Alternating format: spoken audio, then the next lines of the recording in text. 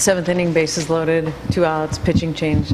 That was a big at-bat for Nelson Cruz. How happy were you and the guys to just see him come through like that? Yeah, it was huge. It's he's a guy that he's had at-bats like that before in his career and come through in huge spots, and this is just another one for Nelson. I mean, he does this stuff. He's done this stuff for a long time, just like that. Takes a pretty good slider from a guy that he's about as tough on righties as anyone that you're going to find.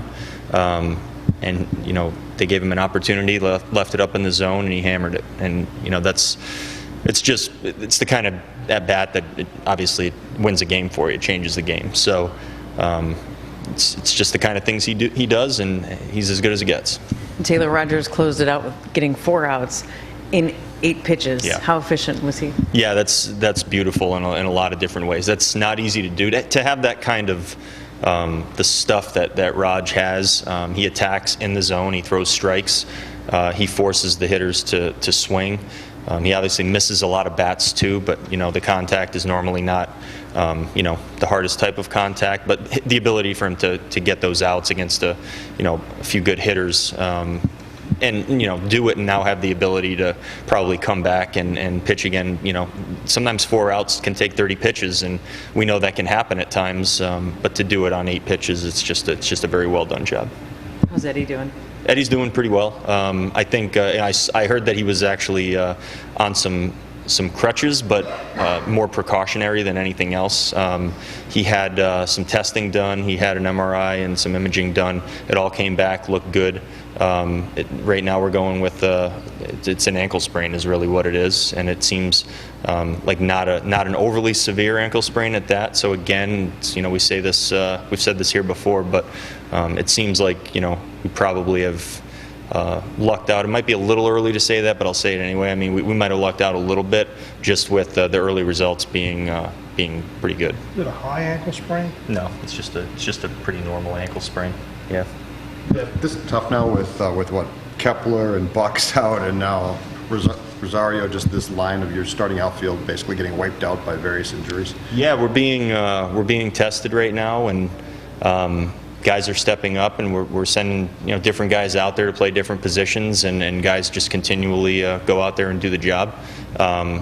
It takes a special confidence too to go out there at the major league level and play positions that you haven't really played very often, because we're tough critics here, and the results usually speak for themselves, and for guys to go out there and do that and do a good job, it says a lot. And it says a lot about the individuals themselves for being good to go out there and play those positions that they don't normally play. And Arias had not played left previously, is that correct? Well, I don't know if he hasn't played left in a game. I think in the minor leagues he has. Okay. So I think at least Tommy Watkins, who has some experience with those guys and knows them pretty well, has said he goes out there and does a pretty good job. Do you have a sense yet for whether Eddie might need to go on the IL?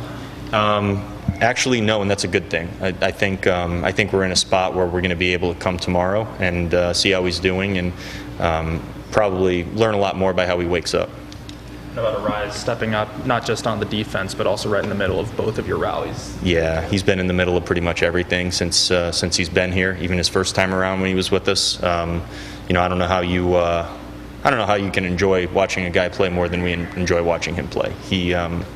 He does everything, again, the right way. The at-bats are incredible. I mean, we're facing as good of a pitcher as there is. I mean, Charlie Morton is the kind of guy that goes out there and can shut down any lineup on any given night, and we battled him pretty good, and we had good at-bats. And Arias goes out there and he does things that very few professional baseball players can do. He goes out there against some of the guys with the best stuff, and he wins a lot of those battles. Rocco, last 2 games beat 2 elite starters, and I know you had 2 home runs last night, but you had 25 hits in these 2 games against probably the stingiest defensive squad overall in baseball so far this year. What does it just mean for you guys to have show that you have that diversification of attack? Well, I mean, you have to find ways to beat the good guys. I mean, it's one thing to go out there and our guys are having really nice offensive seasons as a group, but when you go out there and you face Blake Snell, who just won a Cy Young, and Charlie Morton, who, I mean, he's on pace to be in that discussion this year. those are the kinds of guys that you face in big games, and that you need to find ways to get it done, because sometimes your A swing or your first approach might not be the way that you're going to get it done against those guys. But I think it says a lot about our group. Our guys went out there and did what we had to do. Some guys might have shortened up, some guys might have approached their bats maybe a little bit differently because of who they're facing. And again, I thought our guys battled very well. Is Kepler completely good to go on defense too? Or was that also kind of born of necessity? Well, I mean, if we didn't have to put Kep in the game, and if we didn't have all of these different things going on, I think we prefer to not play him. But he tested himself out pretty well, and said he was okay to go. So sometimes you have to figure those things out. He's an active player, and we're not going to do anything to put him in jeopardy in any way. But I think, again, he's probably a little uncomfortable. I mean, the swelling in his elbow is real. But I think he was okay to go out there and play, and he also was okay to swing the bat if he needed to do that too. Is that why you put him in the lineup where you put him, so that the lineup would have to completely turn over for him to get in at bat? And yeah, I mean, that's one reason for it.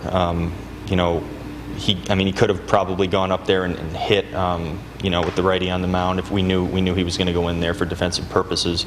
But we wanted Miguel to go up there and hit, and then we could insert Kep and let him go play defense. And if we didn't have to send him out there to swing the bat at all, that would probably be a good thing. Right. But we'll see again about tomorrow when we wake up and see how he's doing. Could Buck come back potentially quicker now because of this, or would that not be considered because of his? Well, I don't think rushing Buck back or bringing him back even a day earlier than we normally would. I don't think that makes sense. I think the long-term approach with Buck, and when I say long-term, might be a few extra days, but I mean the approach that we're going to take that's best for Buck is the one that we're going to go with. We're not going to do anything out of necessity, and when he's ready to go, we'll know. And again, I think we're talking about days. We're not talking about anything longer than that. Nelson was trying to show you that he could play outfield too. You think so? When he grabbed that glove that I haven't seen in a very long time. Actually, he takes those ground balls every day, and he stays moving around and working out on his feet with the infielders more than the outfielders these days. But there's a chance. There's always a chance that we see him out there.